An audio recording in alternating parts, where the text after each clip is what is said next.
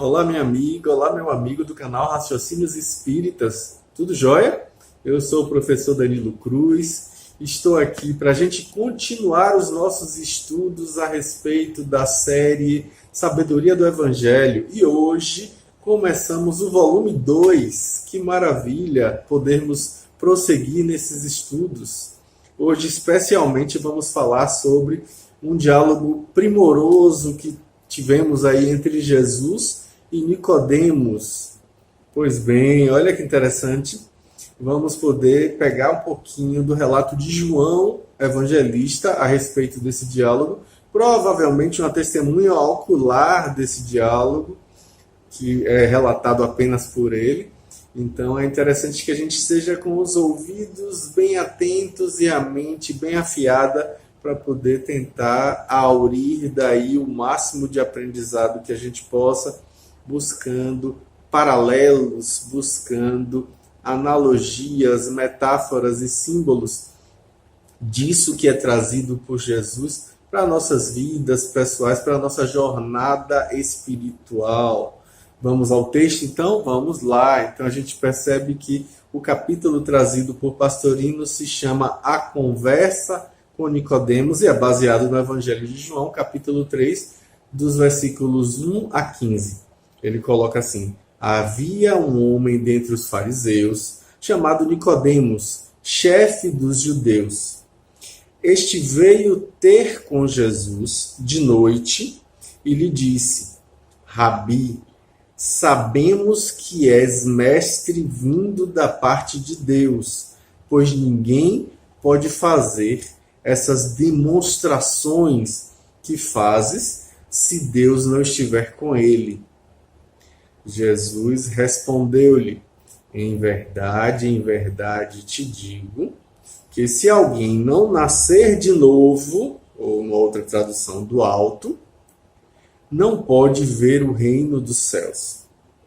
Perguntou-lhe Nicodemos: como pode um homem nascer sendo velho? Pode porventura entrar pela segunda vez no ventre de sua mãe e nascer?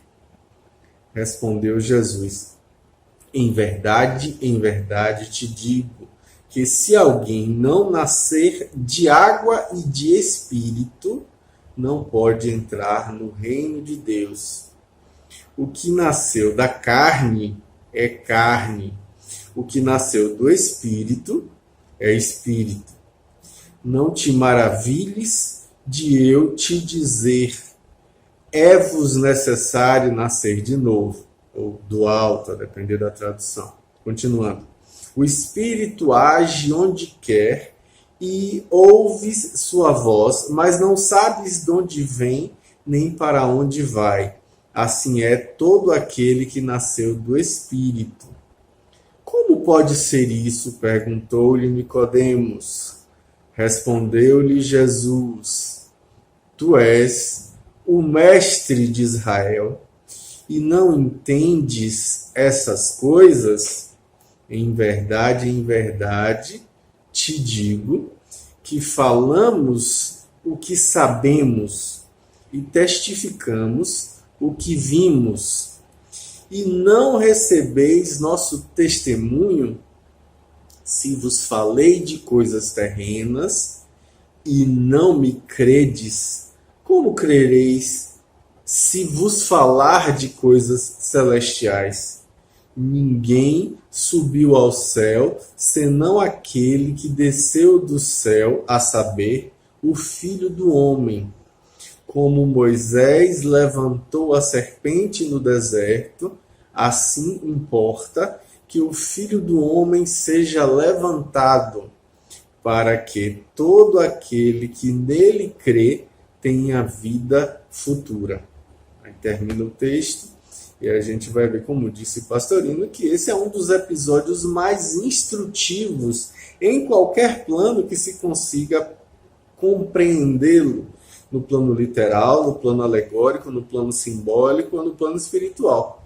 A gente vai ver que tem muito aprendizado aí para a gente fazer. Então, ele diz que é interessante que a gente faça comentários exegéticos, passando depois para os comentários hermenêuticos. Então a gente vê o quê? Que o fato se passa aí com um fariseu de nome grego. A palavra Nicodemos significa vencedor do povo. O seu nome aparece apenas mais 2 vezes no Evangelho de João, apenas em João, capítulo 7, versículo 5 e capítulo 19, versículo 39. Ele era doutor, era chefe dos judeus e provavelmente pertencia ao Sinédrio.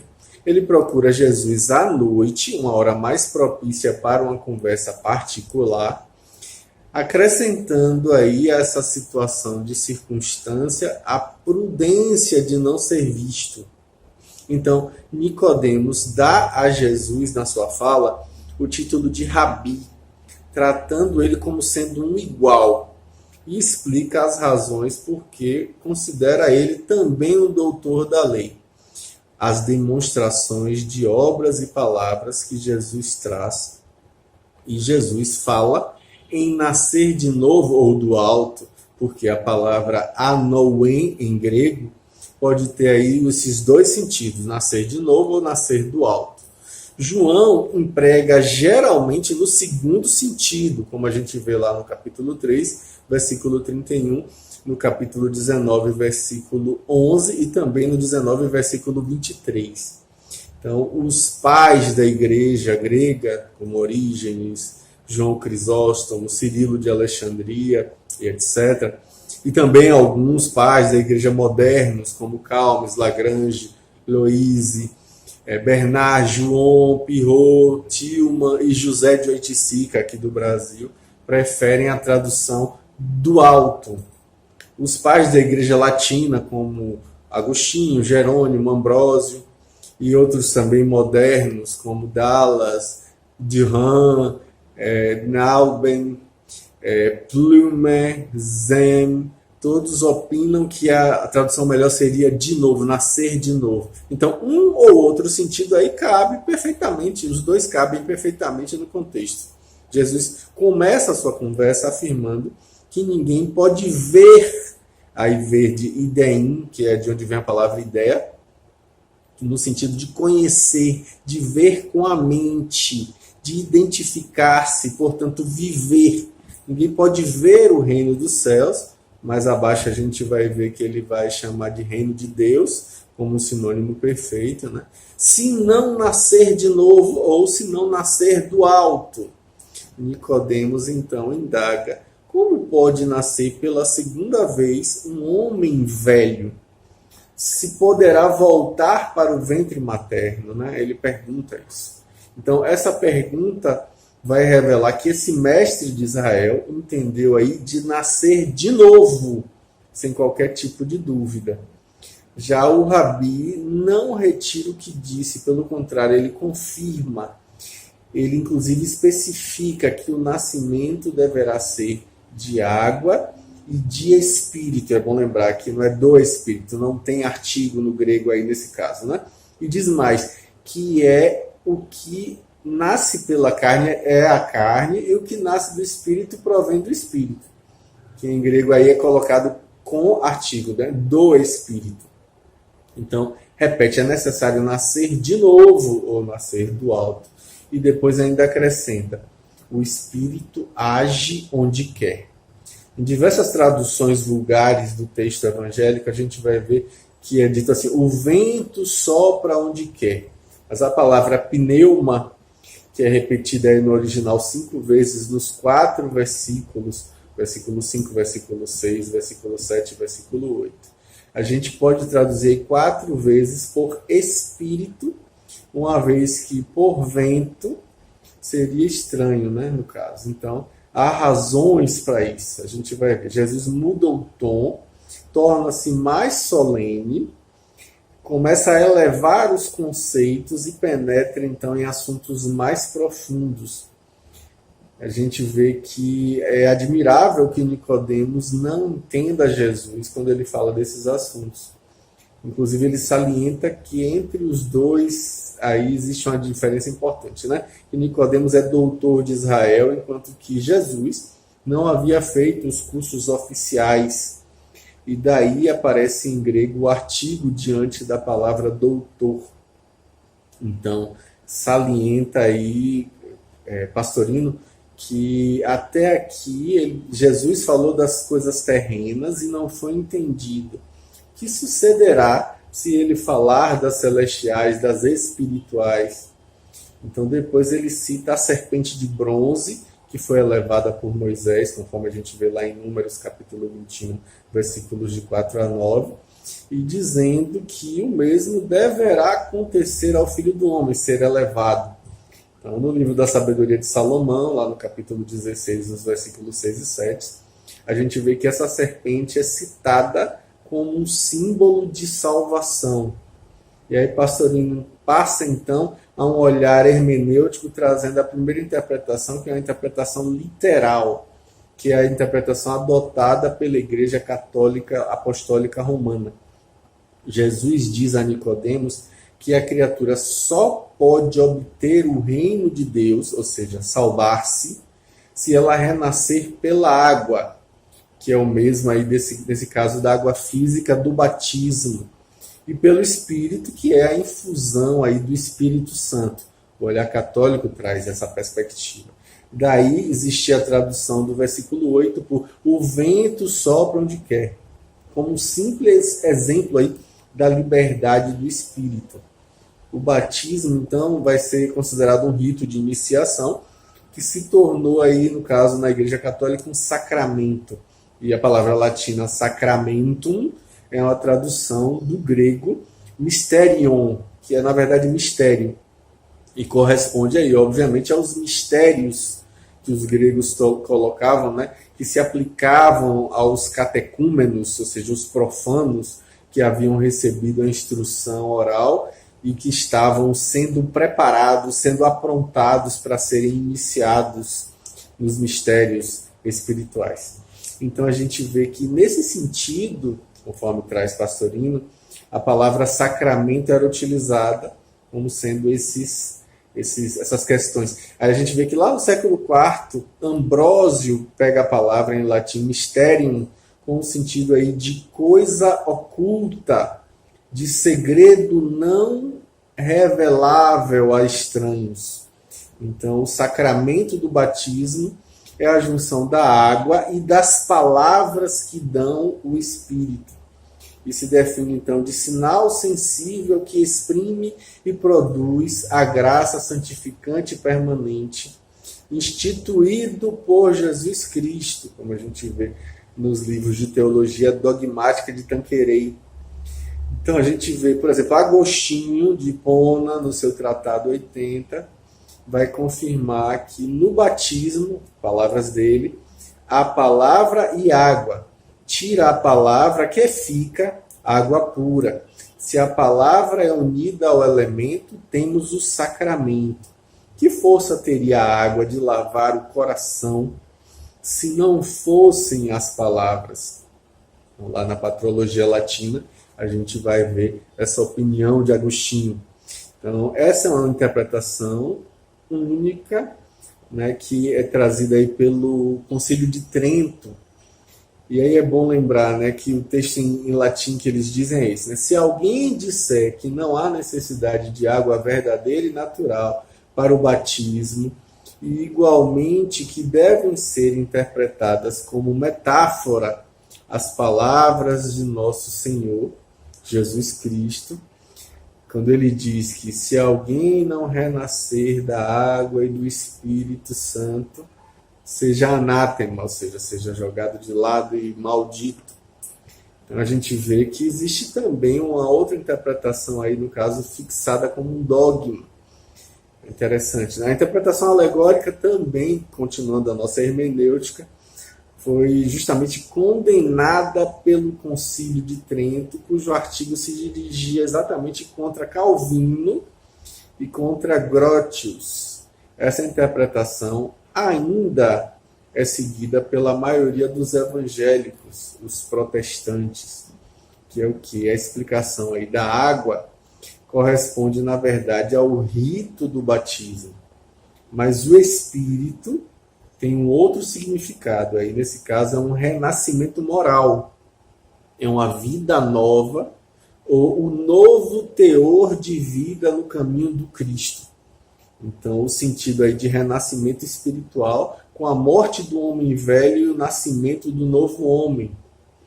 Então, a gente vê que muitas vezes é ensinado justamente nas Escrituras, desde o Antigo Testamento, né, a frase assim: lançai de vós todas as vossas transgressões, e com que errastes, e fazei-vos um coração novo e um espírito novo, conforme a gente vai ver lá em Ezequiel, capítulo 18, versículo 31. Outro texto que diz assim: também vos darei um coração novo, e dentro de vós porei um espírito novo. Também Ezequiel, capítulo 36, versículo 26. Outro texto mais adiante: se alguém está em Cristo, é uma nova criação. Passou o que era velho, eis que se fez novo. Na segunda epístola aos Coríntios, capítulo 5, versículo 17. Não mintais uns aos outros, tendo-vos despido do homem velho com seus feitos e tendo-vos revestido do homem novo. Nos Colossenses, capítulo 3, versículo 9. E também no capítulo 2 da segunda epístola aos Coríntios. A gente vai encontrar isso em Romanos, na epístola aos Efésios. A gente encontra essa perspectiva. Então, a tradução adotada aí do versículo 8 é também vento, e não apenas espírito. Defendendo-se a tradução com a frase do Eclesiastes, que diz lá no capítulo 11, versículo 5. Tu não sabes o caminho do vento. Entretanto, aí a palavra usada não é a palavra pneuma, mas sim a palavra anemos. Com relação ao verbo pnei, se é usado com o sentido de soprar, com referência ao vento, também pode ser utilizado aí, também pode significar agir, exteriorizar-se, manifestar-se. Então, aí em relação ao espírito. E o latim traduz pneuma por espíritus. Pneu, né, no caso que é traduzido como inspirare, dentro de um sentido grego. Então, também em português a gente usa o mesmo radical, quer se trate do espírito, como por exemplo inspiração, quer se trate do vento, como respiração, expiração. Então, a gente vê que é preciso que a gente amplie esse olhar para entender melhor, né? Então, quando o espírito se retira, disse que a pessoa expirou. Então, esse radical está colocado aí.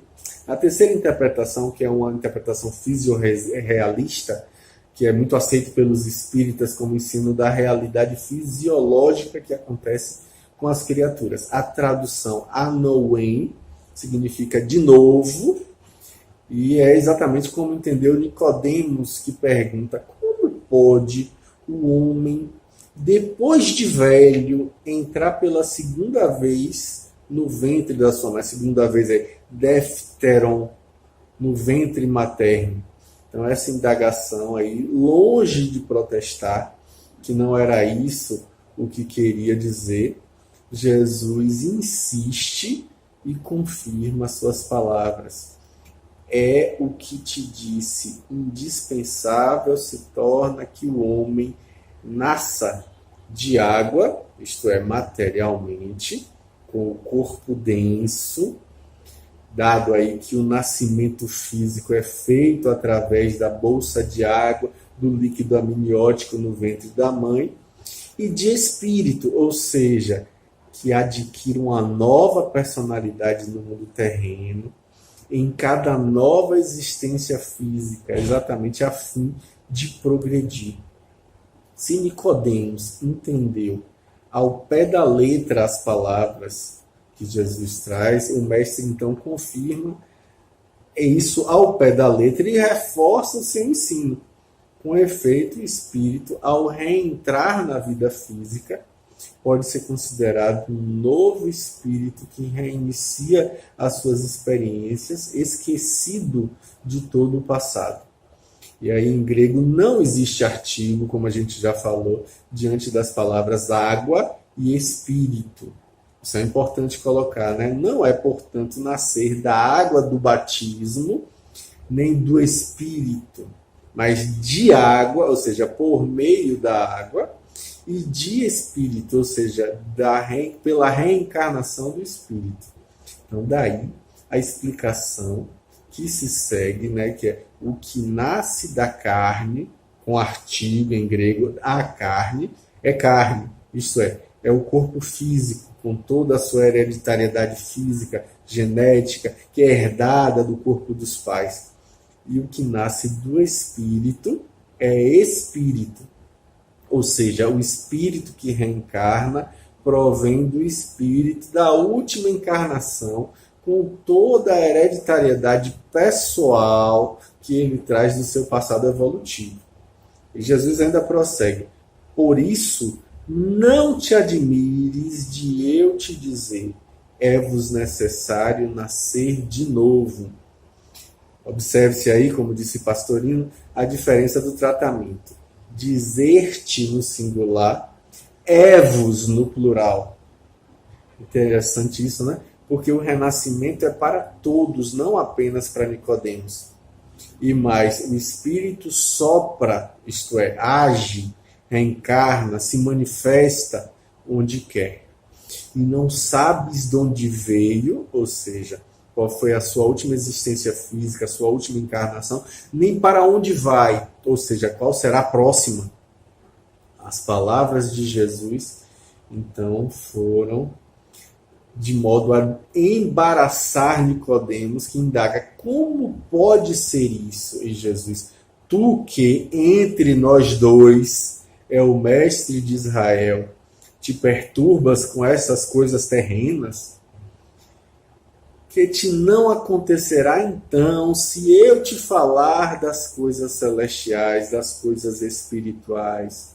Então, logicamente, Jesus não podia esperar que Nicodemos entendesse as outras interpretações mais profundas desse ensinamento que é trazido, como dificilmente poderia ter querido ensinar, por exemplo, o rito do batismo, que não havia ainda sequer sido instituído e tampouco ordenado por Jesus nessa época, só quando havia o batismo de João. Naquela época só tinha o batismo de João. Então, depois ele ainda exemplifica: como Moisés ergueu a serpente do deserto, assim o Filho do Homem será erguido da terra. E aí Paulo de Tarso interpreta esse ensinamento de uma maneira bem peculiar. Ele diz assim: mas quando apareceu a bondade de Deus, nosso Salvador, e o seu amor para com os homens, não por obras de justiça que tivemos feito, mas segundo sua misericórdia, nos salvou pelo lavatório da reencarnação e pelo renascimento de um Espírito Santo. Na carta a Tito, no capítulo 3, versículos de 4 a 5. Então, essas palavras utilizadas são bastante claras e são insofismáveis. O lavatório aí do lavar com água, loutron, que significa banho em grego, da reencarnação. E aí ele fala palingenesia, que é renascimento, reencarnação, que é o termo técnico da reencarnação entre os gregos, como os gregos chamavam a reencarnação. Pelo renascimento, né? Anaxinóseus, isto é, um novo renascimento. Então, Paulo diz que Deus nos salvou não porque tivemos merecido, mas por sua misericórdia, servindo-se da palingenesia, ou seja, da reencarnação, a qual é, na verdade, um lavatório de água e um renascimento do Espírito. Então, que o renascimento é feito através da água, já o diz o Gênesis, lá no capítulo 1, dos versículos 1 a 2, 6 a 7, e também no capítulo 2, versículos 4 a 7. Aí chegamos finalmente na interpretação simbólica que Pastorino destrincha de maneira brilhante, né? Para compreender, é preciso que a gente pesquise algumas palavras. A palavra Nicodemos, como a gente já falou, significa vencedor do povo, que exprime aí alguém que já venceu a inércia da massa popular. os seus conhecimentos das Escrituras. Uma pessoa que já se destacou do vulgo profano, superando inclusive a sua natureza inferior. Outra expressão interessante é de noite. Talvez aí signifique que Nicodemos procurou o mestre em corpo astral ou no corpo mental, ou seja, desdobrado, né, se a gente pode falar desse jeito, durante o sono físico. Então, nessa condição, seria possível a ele manter uma conversa mais íntima. E João poderia ter assistido a essa conversa, porque algumas cenas desse evangelho, né, dos evangelhos, no caso, foram assistidas nessa condição. Por exemplo, aí na situação da transfiguração, que a gente ainda vai ver lá adiante, né, que é colocado que Pedro e seus companheiros, Tiago e João, estavam oprimidos de sono, mas conservavam-se acordados. Lá em Lucas, no capítulo 9, versículo 32, como a gente vai ver mais adiante. Então, nessa interpretação, a gente descobre um sentido diferente do diálogo literal entre os dois. E o rabi, e o doutor da lei, mestre espiritual, e o mestre intelectual, né? O encontro do mestre espiritual com o mestre intelectual. Antes de qualquer pergunta, Jesus dá a frase-chave do novo ensinamento que vai ministrar.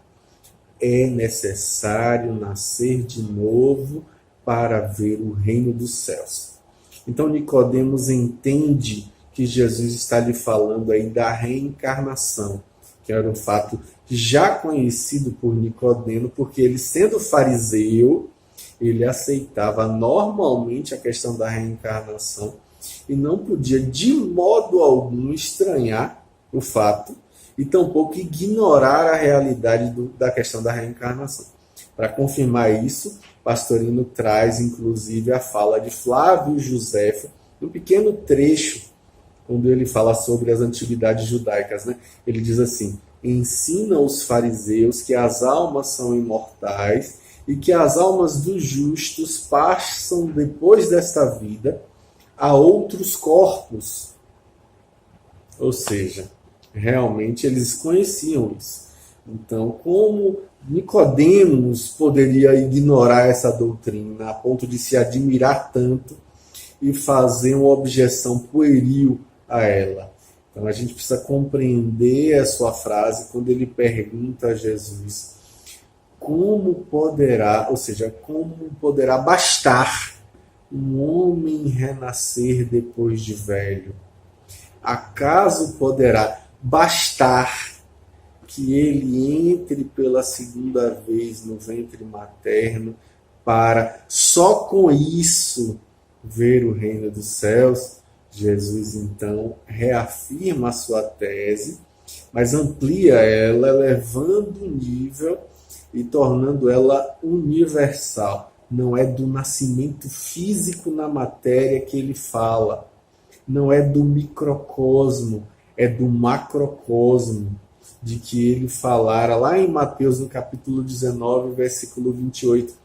Em verdade vos digo que vós, que me seguistes, quando na reencarnação, na palingenesia, o Filho do Homem se assentar no trono de sua glória, sentar-vos-ei também em 12 tronos para julgardes as 12 tribos de Israel.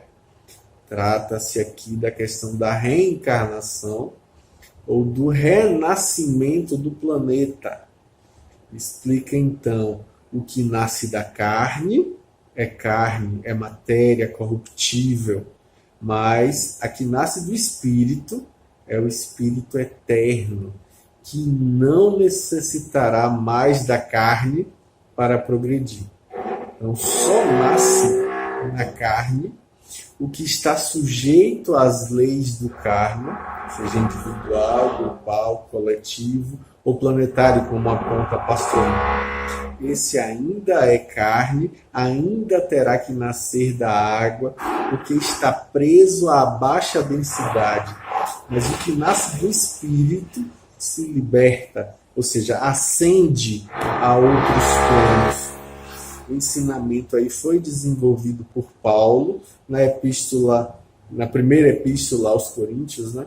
No capítulo 15, nos versículos 35 a 54, quando ele compara o homem terreno, o homem psíquico, simbolizado aí em Adão, com a alma vivente, ou seja, a alma que vive, ao passo que o segundo Adão, que no caso é Cristo, e portanto o Espírito, o Filho do homem, é o Espírito vivificante, ou seja, o Espírito que dá a vida. Ele passou então do estado humano ao estado espiritual. Ele deixou de ser nascido de carne para tornar-se nascido de espírito. E Paulo então prossegue. O primeiro é da terra, ou seja, nascido de carne. O segundo é do céu, ou seja, nascido do espírito. E isso acontece porque, prossegue ele, a carne e o sangue não podem herdar o reino dos céus. Então, Jesus falava aí das coisas terrenas e Nicodemos não o percebia bem. Como ele iria adiantar-se mais? Como iria explicar-lhe que o Espírito, com E maiúsculo, prossegue na evolução até chegar a ser o resultado do homem, o produto da humanidade, ou seja, o Filho do homem, como já era aí o caso do próprio Jesus. Então, ele fala do que viu, porque estava no céu, estava no reino espiritual, e de lá desceu. E aí, os apocalipses, a palavra grega apocalipse significa revelação, ou seja, as revelações dos judeus, narram histórias de santos, varões, que haviam subido a mundos mentais conscientemente. Então, estes homens eram denominados serpentes. Nesse sentido, é que Moisés elevou a serpente do deserto, no deserto. De fato, aí a serpente simboliza a inteligência racional, simboliza o intelecto. É preciso que a gente veja aí a questão do episódio de Adão, quando ele conquistou o intelecto por meio da serpente. É a tomada de consciência intelectiva. Mas quando a serpente é elevada verticalmente, significa aí a mente espiritual. Sua elevação se dá na cruz da matéria. É horizontal sobre o vertical, na cruz da materialidade. E só depois de elevada na cruz, pode essa serpente conquistar o reino dos céus. Então, todos os que acreditaram nele, que cumprirem os seus ensinos, conforme traz Pastorino, conseguirão a vida futura, ou seja, a vida espiritual superior. Então, para vermos, e aí entre aspas, né, vivermos o reino dos céus, o reino divino, nós temos que nascer de novo como filhos de Deus. Como diz o texto bíblico, tu és meu filho, eu hoje te gerei, lá no Salmo 2, versículo 7. Então, a interpretação mística que Pastorino vai dizer é que Jesus, sendo a individualidade, vai ensinar ao homem que venceu o povo comum, isto é, a personalidade já evoluída acima do normal, entre aspas, que para conseguir um encontro místico é essencial nascer do alto, nascer no espírito. A personalidade é pura carne, é matéria, mas a individualidade é celeste, é espiritual. Se nós renunciarmos ao nosso pequeno eu, renasceremos do alto, viveremos no reino divino, não mais aí no reino humano. Nós seremos verdadeiramente filhos do homem, produtos da humanidade, né? E além disso seremos também, obviamente, filhos de Deus. Então, nesse ponto estaremos, embora crucificados na carne, unidos à divindade, num casamento, num esponsalício místico, perdidos em Deus como a gota no oceano. A gente vê. É interessante isso. Nós seremos um com o todo, porque, como diz João, eu e o Pai somos um, na frase de Jesus no capítulo 10, versículo 30. Para conseguir isso é preciso ter sido suspenso na cruz como a serpente de Moisés. Ou seja, é indispensável passar por todas as necessárias crucificações da terra, por todas as iniciações duras e difíceis que o planeta nos traz, dando o nosso testemunho da fé em Cristo, vivendo os ensinamentos do Cristo.